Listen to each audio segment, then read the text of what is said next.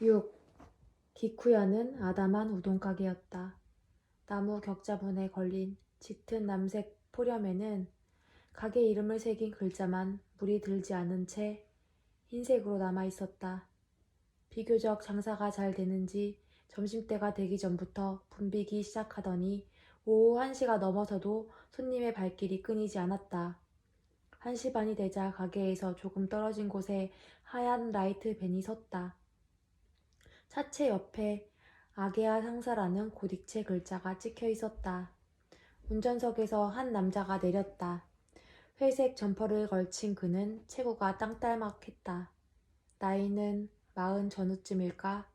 점퍼 속에는 와이셔츠에 넥타이를 매고 있었다. 남자는 다소 급하게 기쿠야로 들어갔다. 아주 정확하군. 정말로 딱 1시 반에 나타났어. 손목시계를 보면서 사사가키가 감탄스럽다는 듯 말했다. 기쿠야 건너편에 있는 찻집 아니었다. 유리창 너머로 바깥이 내다보였다. 덧붙여 말하자면 안에서 먹는 음식은 튀김 우동입니다. 사사가키와 대각선상에 앉은 가네무라 형사가 말했다. 그는 웃으면 앞니 빠진 자리가 휑하게 보인다. 튀김 우동, 정말이야? 내기를 해도 좋습니다. 몇 번이나 가게에 같이 들어가 제 눈으로 봤으니까요. 데리사키가 주문하는 것은 오로지 튀김 우동이에요. 질리지도 않는 모양이군. 사사가키는 다시 기쿠야로 시선을 돌렸다. 우동 얘기를 하다 보니 배가 출출해졌다. 니시모토 후미요의 알리바이는 확인되었지만 그녀에 대한 의혹이 완전히 풀린 것은 아니었다. 수사관들은 기리하라 요스케를 마지막으로 만난 사람이 그녀라는 점을 못내 껄끄러워하고 있었다. 그녀가 기리하라 살해에 연루되었다면 우선 생각해 볼 수 있는 것은 공범의 존재였다. 혹시 미망인인 후미요에게 젊은 애인이 있는 것이 아닐까? 그런 추리의 기초에서 수사를 계속해온 형사들의 망에 걸린 사람이 데라사키 다다오였다.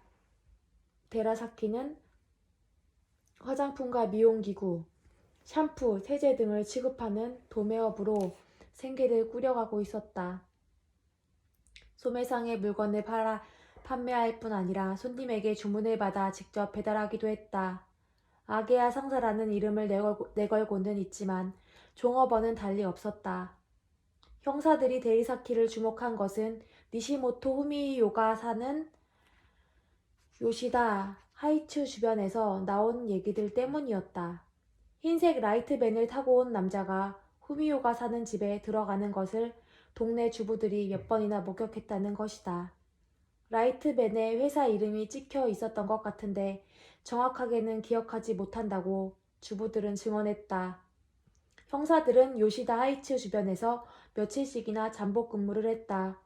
그러나 문제의 라이트밴은 나타나지 않았다. 그런데 전혀 다른 곳에서 그 차로 추정되는 차량이 발견되었다. 후미오가 일하는 기쿠야에 거의 매일 점심을 먹으러 오는 남자가 흰색 라이트밴을 타고 왔던 것이다. 아게아 상사라는 회사 이름을 통해 남자의 신원이 곧 밝혀졌다. 나옵니다. 고가가 말했다. 기쿠야에서 나오는 데리사키가 보였다. 그런데 데리사키가 곧바로 차로 돌아가지 않고 가게 앞에서 서성거리고 있었다. 이건 역시 가네무라 형사가 보고한 내용 그대로다. 잠시 후 이번에는 후미오가 가게에서 나왔다. 하얀 앞치마를 두르고 있다. 데리사키와 몇 마디 얘기를 나누더니 후미오는 다시 가게로 들어가고 데리사키는 차를 향해 걸어갔다. 어느 쪽이나 사람 눈을 그다지 의식하는 것 같지는 않았다. 좋아 가자고. 피우고 있던 담배를 재떨이에 비벼끈 사사가키는 엉덩이를 들었다.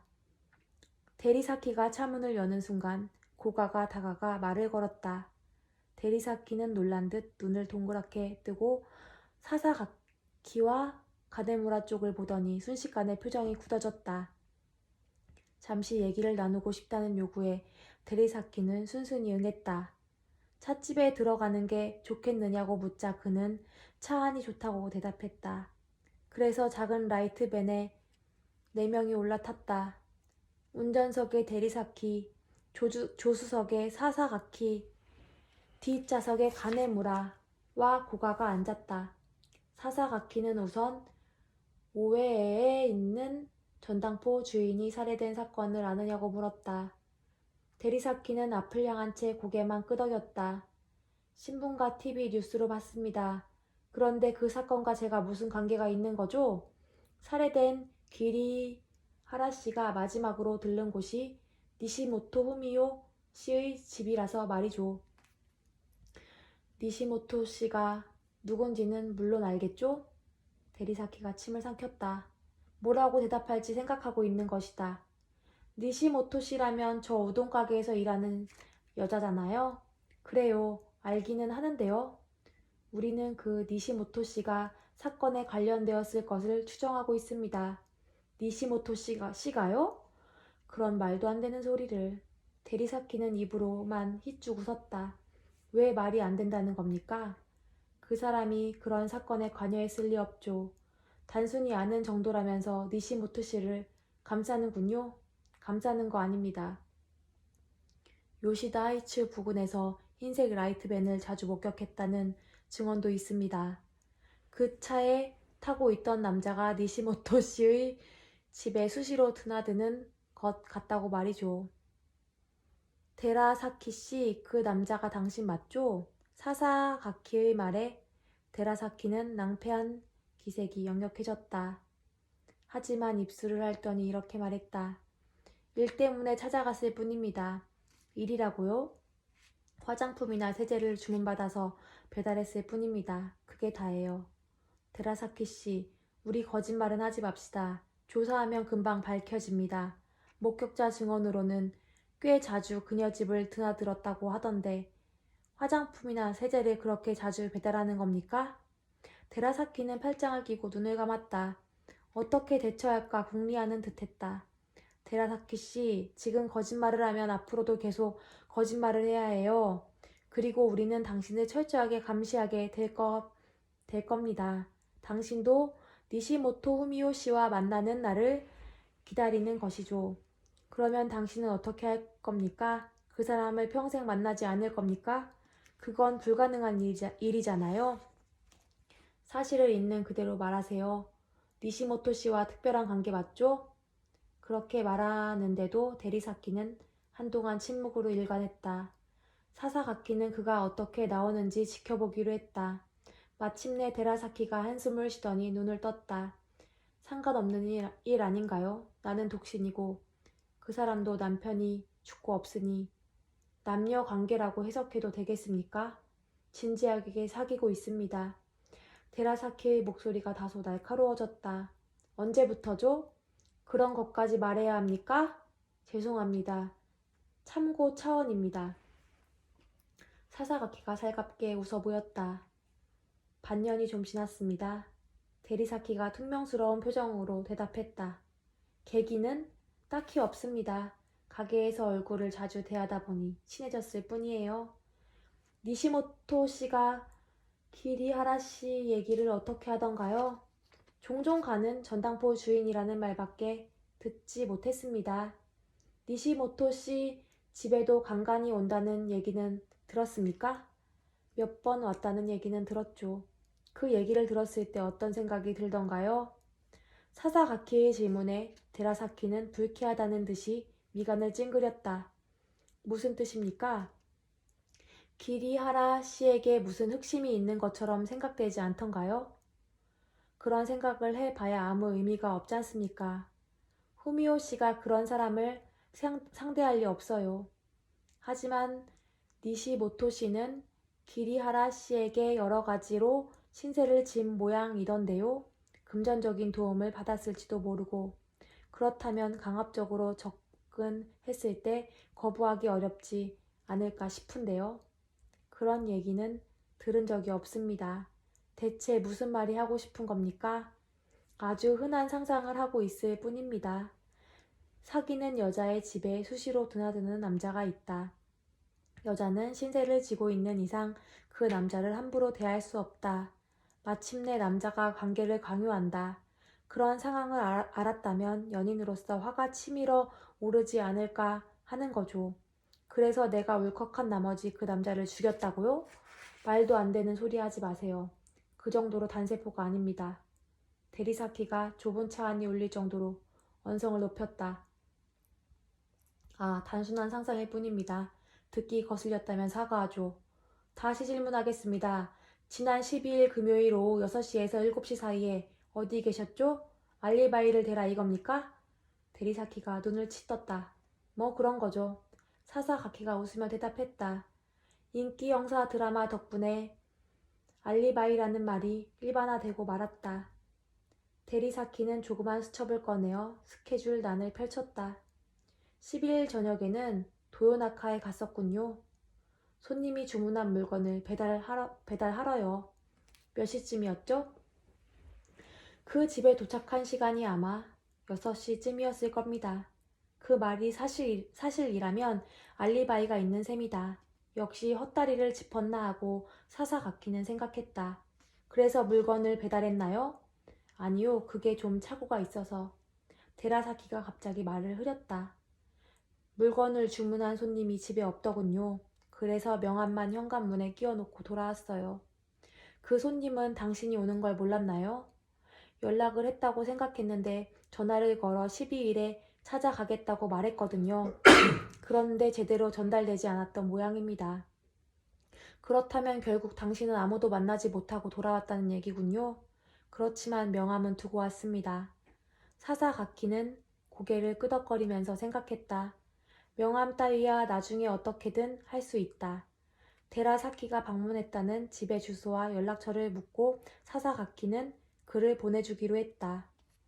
수사본부로 돌아가 이 같은 내용을 보고하자 나카스카는 사사가키에게 느낌이 어떠냐고 물었다. 반반입니다. 알리바이는 없는데 동기는 있어요. 니시모토 후미오와 작당했다면 범행은 순조롭게 진행되었을 겁니다. 하지만 한 가지 걸리는 게 있어요.